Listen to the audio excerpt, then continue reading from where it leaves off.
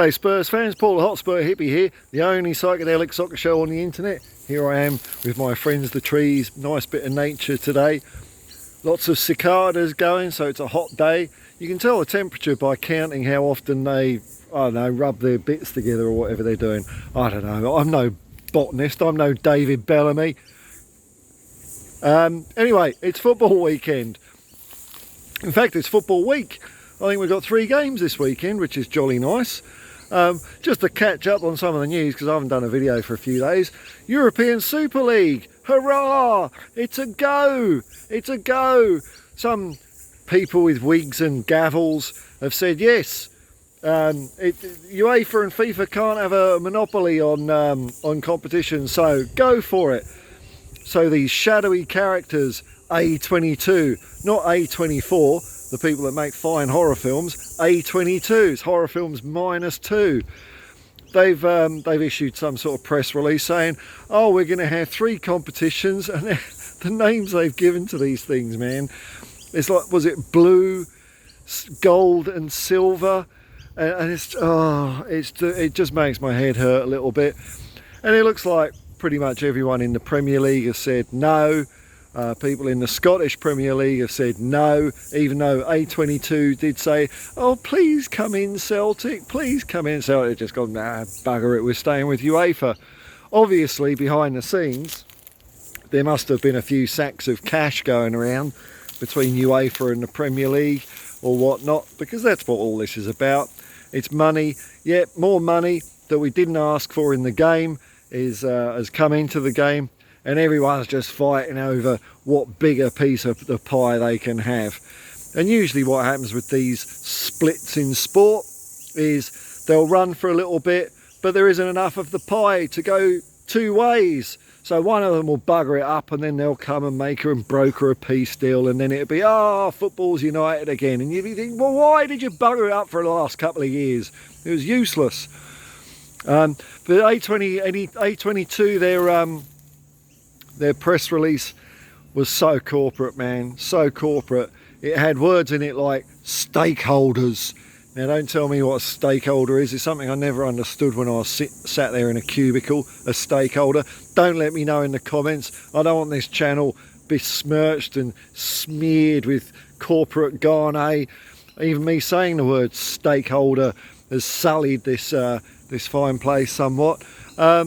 But the whole thing was worded, you could clearly see these are just corporate suits, they're financial advisors, they've probably got a few hedge funds going. That's what this whole thing's been done on, like venture capitalism. It's a complete, it's stupid, it's stupid.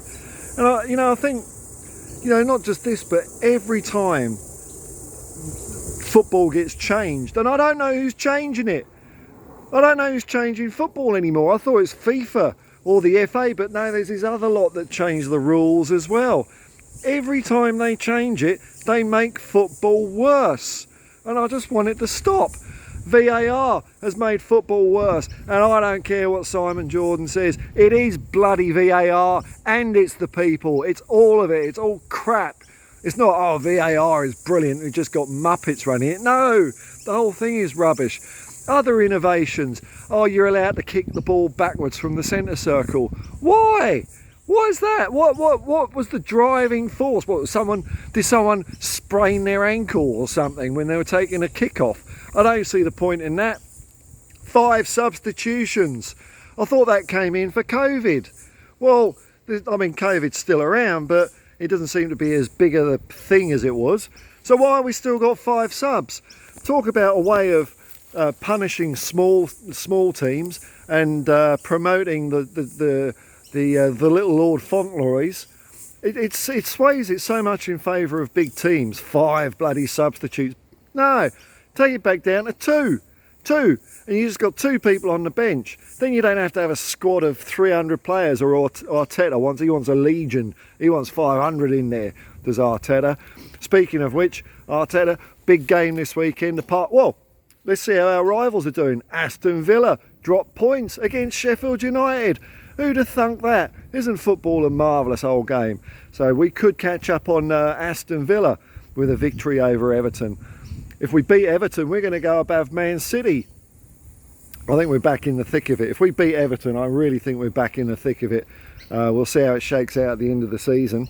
I know Manchester City have got a game in hand, and I prefer to have points. I prefer to have points on the table, results, than games in hand. Although when Tottenham have 2 or 3 games in hand, I'll completely change my tune about that one. Remember, this is not a democracy; it's a Hotspur hypocrisy. I'm the biggest hypocrite there is.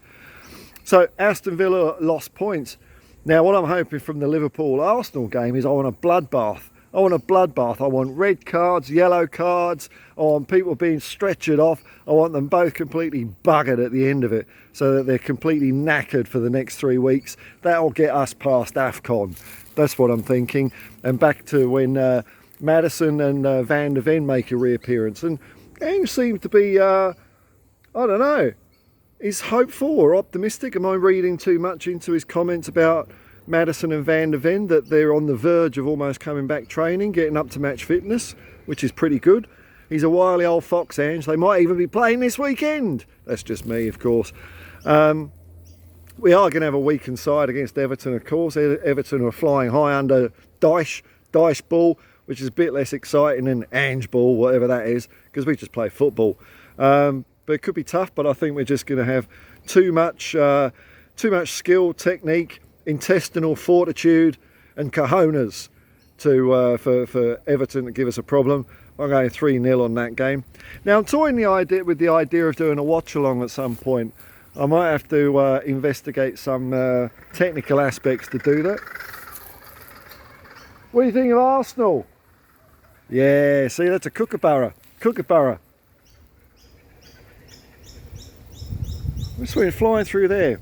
Brilliant birds, kookaburras. Oh, big fat kingfishers. There they are. Are Arsenal going to win the league?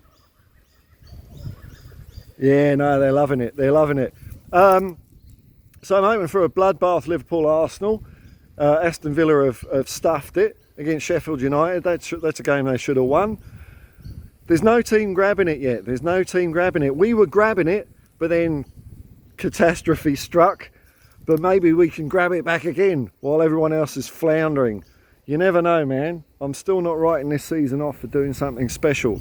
But I'm looking forward to the game tonight. But Everton, I think it's doable. I think it's exciting. It's going to be at home. I want to hear that home crowd sing up well again, like they've been doing all season. The Tottenham supporters have been absolutely amazing this year so far. So I will. I don't think I'll be doing any pre-match build-ups, but like I say, I'm toying with the idea of doing a watch-along. But I don't know. Long way off yet. We'll see. Anyway, folks, I might do a bit of a stream before the game or after the game. You can catch my review after it. Until next time, peace and love, man, and come on, you Spurs.